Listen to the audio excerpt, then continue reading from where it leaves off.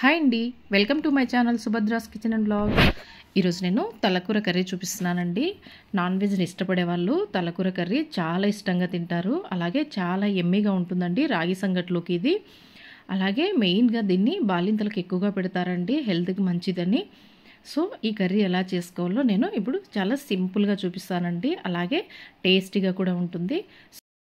So నేను ఈ తలకూర కోసం ముందుగా 1.5 కిలో తలకూర తీసుకున్నాను. ఇప్పుడు దీన్ని నీట్గా వాష్ చేసుకోవాలండి. తలకూరను ఎప్పుడైనా 1-2 సార్లు చాలా నీట్గా వాష్ చేసుకోవాలండి.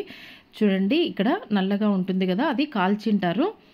ఇప్పుడు దీన్ని ఇలాగా నైఫ్తో గీకేసి ప్రతి ముక్కను వాష్ చేసుకోవాలండి. అంత నీట్గా వాష్ చేసుకుంటేనే మనకు తలకూర అనేది టేస్టీగా వస్తుంది.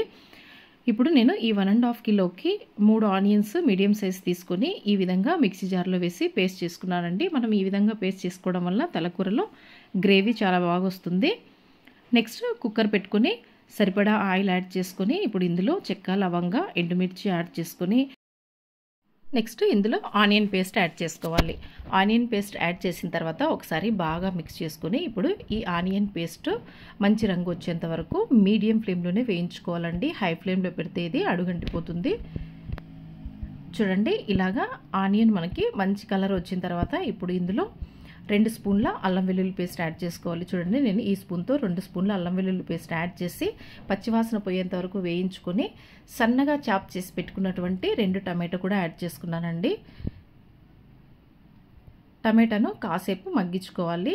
టమాటో, అల్లం వెల్లుల్లి పేస్ట్, ఆనియన్ అంతా బాగా మగ్గిపోయిన తర్వాత మనం ముందుగా వాష్ చేసి పెట్టుకున్నటువంటి తలకూర ముక్కలు యాడ్ చేసుకోవాలి. తలకూర ముక్కలు యాడ్ చేసుకున్న తర్వాత ఇప్పుడు ఇందులో ఉప్పు, పసుపు, అలాగే కొంచెం కరివేపాకు కూడా యాడ్ చేసుకోవాలండి. ఇలాగా కరివేపాకు యాడ్ చేయడం వల్ల మనకు ఇందులో వచ్చే నీచు స్మెల్ అనేది రాకుండా చాలా బాగుంటుందండి తలకూర.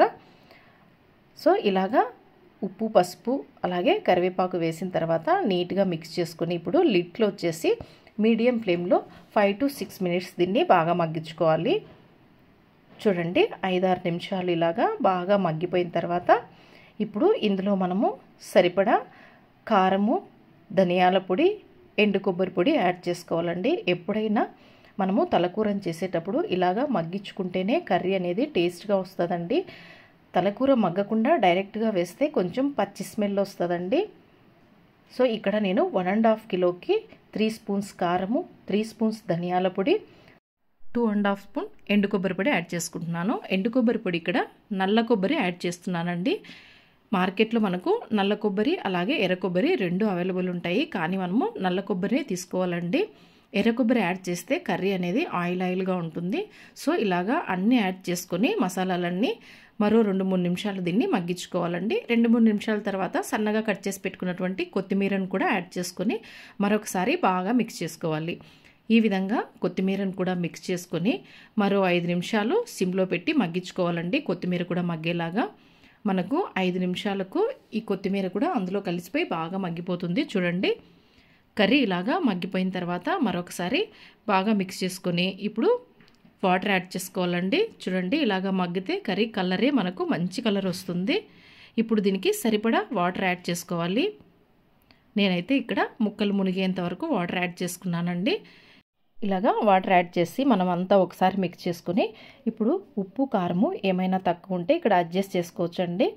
వాటరు ఈ లెవెల్కి ఉంటే సరిపోతుంది మనకు. అంతే, కుక్కర్లో 8 to 10 విజిల్స్ పెట్టుకోవాలండి. లేత మాంసం అయితే 6 విజిల్స్ సరిపోతాయి. మనం మాంసం పట్టించి విజిల్స్ పెట్టుకోవాలి. నేనైతే ఇక్కడ 8 విజిల్స్ పెట్టుకున్నాను. 8 విజిల్స్ తర్వాత చూడండి, ఈ విధంగా ఒకసారి మళ్ళీ అంతా మిక్స్ చేసుకొని ఇప్పుడు కన్సిస్టెన్సీ చూడండి ఇలాగుంది కదా. కొంచెం చల్లారిన తర్వాత ఇది మనకు చిక్కగా గ్రేవీలాగా అవుతుందండి. చాలా టేస్టీగా ఉంటుంది. అలాగే 8 విజిల్స్కి నాకు ఇక్కడ పర్ఫెక్ట్గా ముక్క కూడా ఉడికిపోయిందండి. చూడండి, చాలా టేస్టీగా ఉంటుంది. అంతే, దీన్ని మనము డిష్ అవుట్ చేసుకొని ఫైనల్గా కొత్తిమీరతో గార్నిష్ చేసుకుంటే ఎంతో టేస్టీగా ఉండే తలకూర రెడీ అయిపోతుందండి. రాగి సంగట్లోకి చాలా టేస్టీగా ఉంటుందండి. అంతేకాదు చల్లారిన తర్వాత దీని రుచి మరింత పెరుగుతుందండి. ఖచ్చితంగా ఒకసారి ఈ స్టైల్లో ట్రై చేయండి. ఓకే అండి, మరి ఈ వీడియో మీకు నచ్చినట్లయితే please like, share and subscribe my channel. Thanks for watching.